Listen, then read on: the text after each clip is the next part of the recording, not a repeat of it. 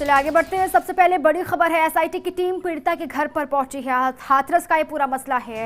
SIT की team पीड़िता के घर पर पहुंची, 6 सदस्यीय टीम घर पहुंची और परिवार का बयान दर्ज करेगी एसआईटी। पीड़िता के पिता का बयान दर्ज करेगी एसआईटी, साथ ही 7 दिनों में रिपोर्ट सौंपेगी।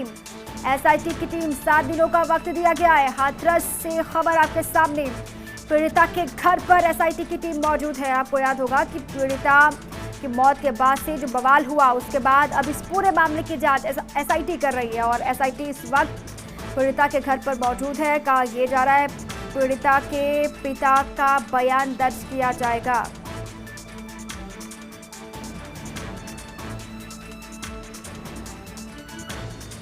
और इसी पर अधिक जानकारियों के लिए यूपी के ब्यूरो चीफ मनोज जी अबासा जुड़ चुके हैं, उन्हीं का मैं सीधे रुख करूंगी। मनोज जी, ये तस्वीरें भी हम दिखा रहे हैं दर्शकों को। एसआईटी की टीम पहुंची है पीड़ित परिवार के घर, किस किस के बयान दर्ज करेगी, किस तरीके से जांच आगे बढ़ेगी, क्या जानकारी है? जी दीपा, एसआईटी की टीम 3 दिन पहले भी गई थी और कल शाम को भी गई थी पीड़िता के पिता और उसके भाई और माता और भाभी का बयान दर्ज करने के लिए कि इसमें क्या हुआ, सारी चीजों को जानकारी जुटाने के लिए। लेकिन कल शाम को लोग बयान इसकी वजह से एसआईटी की टीम आज गई फिर कि उसको तय सीमा में 7 दिन के अंदर अपनी रिपोर्ट दाखिल करनी है। और इसी बीच इस मैटर को लेकर आईपीएस एसोसिएशन ने अपना नाराजगी भी जाहिर की है कि इस मुद्दे पर डीएम साहब को निलंबित न करके केवल एसपी को निलंबित किया गया।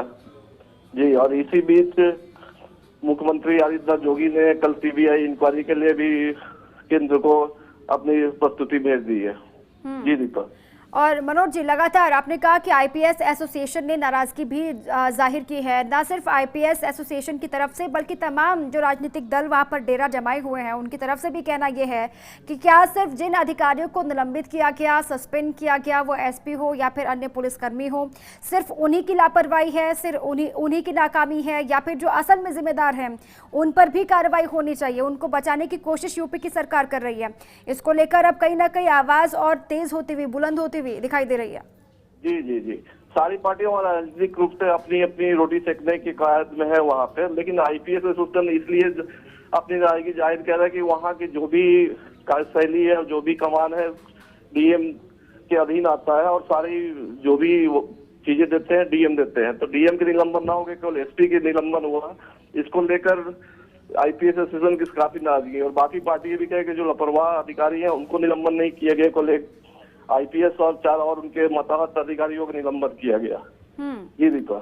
लेकिन जिस तरीके से डीएम का एक ऑडियो भी वायरल हुआ था मनोज, और कल जब मीडिया कर्मी भी वहां पर पहुंचे, परिवार की तरफ से साफ तौर से कहा गया कि उनको धमकाया गया, डराया गया, डीएम की तरफ से तमाम बातें की गई, लेकिन अभी तक भी डीएम पर कोई कार्रवाई नहीं होती है।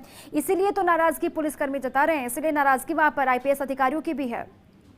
बिल्कुल दीपा, यही सारे प्रकरणों को लेकर जो वीडियो वायरल हुआ है कि सारी चीजों को लेकर केवल आईपीएस अधिकारी को निलंबित किया गया और डीएम को निलंबन नहीं हुआ, जबकि पूरी कमान वहाँ डीएम ही संभालते हैं और जितनी भी आदेश होता है डीएम का अधीन होता है। जो भी चीजें हुई है डीएम के आदेश के वजह से ही हुई है सब कुछ। इसी को लेकर बाकी राजनीतिक पार्टियां भी अपनी अपनी आवाज बुलंद करी और ये आईपीएस एसोसिएशन भी अपना विरोध जताया हुआ है। बिल्कुल, लगातार जिस तरीके से आरोप लगे और उन आरोपों के आधार पर भी जब डीएम पर कार्रवाई नहीं होती है मनोज, तो तमाम सवाल उठने लाजमी है, आरोप लगने भी लाजमी है। बहुत शुक्रिया आपका तमाम जानकारियों के लिए। आप लगातार नजर बनाए रखिएगा क्योंकि एसआईटी की टीम लगातार जांच कर रही है। लेकिन इसी बीच आरोप ये भी कि एक तरफा कार्रवाई की गई है, एसपी को हटा दिया गया, पुलिसकर्मियों को सस्पेंड कर दिया गया, लेकिन असल में जो जिम्मेदार है, जिसका ऑडियो और धमकी भरा वायरल भी हुआ, उस पर कार्रवाई नहीं की गई, छोड़ दिया गया डीएम को। अभी तक कार्रवाई की बात निकलकर सामने नहीं आ रही, जिसको लेकर आईपीएस एसोसिएशन ने भी नाराजगी साफ तौर से जाहिर